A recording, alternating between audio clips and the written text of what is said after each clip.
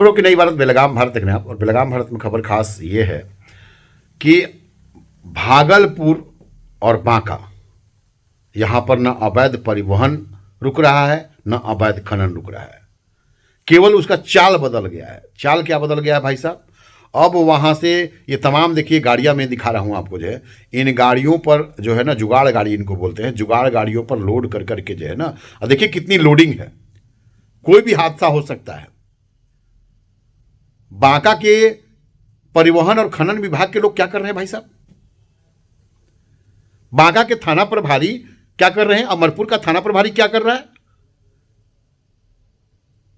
ये बेलगाम बालू माफिया, और खास करके मैंने बताया था कि एक जो माफिया है उसका इसी सरकार के एक जो नेता हैं, मंत्री हैं, उनका वो खासम खास है। मतलब एक तरफ जहां पर अवैध खनन पे वार करने की बात हो रही है विजय सिन्हा साहब, वहीं दूसरे तरफ आपके नेताजी अगर उनके विवाह में जाएंगे, माफियाओं के तिलक में जाएंगे और वो उसका फोटो दिखा करके पूरे क्षेत्र में अपना भौकाल बनाएगा और अवैध बालू का कारोबार करेगा, इसके लिए दोषी कौन होगा? विजय सिन्हा साहब, दोहरी नीति नहीं होनी चाहिए। एक तरफ पूरे बिहार में ओवरलोडिंग और अवैध खनन पर प्रहार चल रहा है, तो बांका में अभी भी अवैध खनन जारी क्यों है? यह सबसे बड़ा सवाल है। वहां के जिलाधिकारी नींद में क्यों हैं? वहां के जिला कप्तान नींद में क्यों हैं? वहां का खनन पदाधिकारी नींद में क्यों है? आखिर ऐसा कौन सा माजरा है कि वहां पर चानन नदी को चूसने वाले लोग दिन रात वहां के जनता के साथ अत्याचार कर रहे हैं, खनिज संपदा को दिन दहाड़े लूट रहे हैं। लूटने का तरीका बदल गया है लेकिन लूट जारी है। लेकिन वहां का खनन पदाधिकारी कार्रवाई के नाम पर लीपापोती करता है, वहां का थाना प्रभारी कार्रवाई के नाम पे लीपापोती करता है, वहां का डीएसपी कार्रवाई के नाम पे लीपापोती करता है। इस पर संज्ञान कौन लेगा?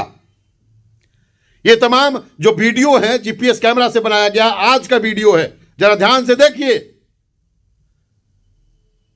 कि आखिर आपके पदाधिकारी नींद में क्यों हैं। इन जुगाड़ गाड़ियों से अगर कोई भी दुर्घटना होती है उसका जिम्मेवार कौन होगा? इन जुगाड़ गाड़ियों के चलते कोई दुर्घटना होती है उसका जिम्मेवार कौन होगा? मौत बांटते चल रहे हैं ये जुगाड़ गाड़ी। अब बहुत सारे लोग बयान देने आएंगे कि गरीबों के पेट पर लात मत मारिए। ये गरीब नहीं है, ये माफिया तंत्र का हिस्सा हैं। उसी माफिया तंत्र का, जिस माफिया तंत्र का सबसे बड़ा गुंडा बालू माफिया, जो कि आपके मंत्री जी का करीबी है, उसी के ये सारे सिपे सलाहकार हैं, उसी के ये सारे चट्टे बट्टे हैं जो जुगाड़ गाड़ी पर माल ढो रहे हैं। और ये सब कारनामा हो रहा है कहीं ना कहीं अमरपुर के माफिया के इशारे पर। एक और कंपनी है महादेवा इनक्लेव।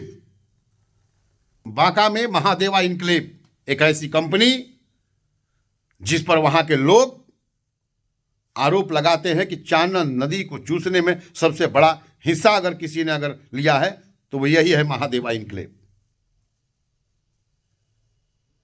महादेवा इनक्लेव के घाटों से अवैध चालान पर गाड़ियां चलती है, जैसा कि वहां के ट्रक मालिक बता रहे हैं।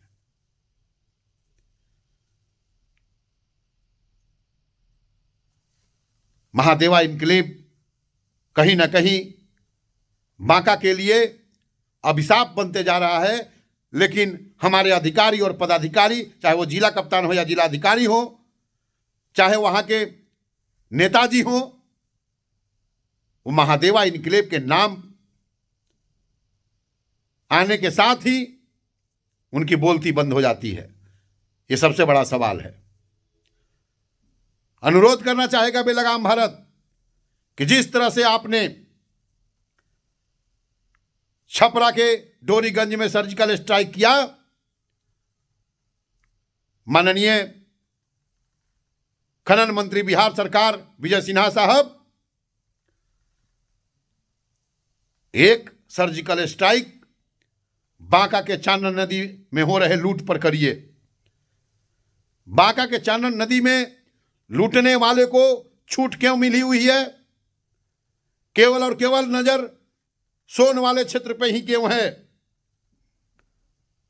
चानन नदी को 20-20 फीट तक गड्ढा किया गया है।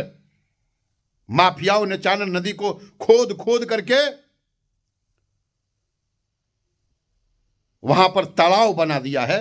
आए दिन आपको वहां पर बच्चों के डूब जाने का खबर मिलते रहता है, लेकिन वहां के कुछ डिजिटल पत्रकार हों या कुछ प्रिंट मीडिया के पत्रकार हों, पता नहीं इनको मौन व्रत धारण करने में क्या खुशी मिलती है।